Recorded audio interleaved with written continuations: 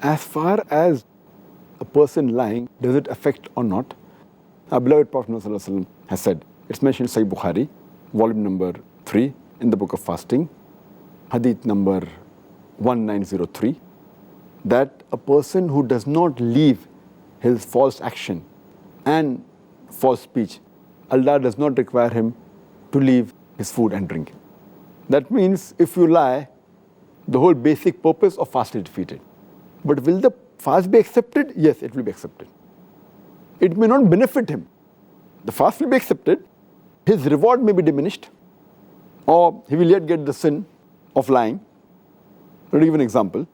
For example, someone wants to do wudu. He can't find water and he robs the water and he does wudu. Will his wudu be accepted? Yes. Wudu will be accepted, but the act of robbing is wrong. Act of robbing is wrong, but the wudu is accepted. Similarly, in fasting, telling a lie is haram while fasting, but the fast will be accepted if you theoretically. But practically, the reward he may not get.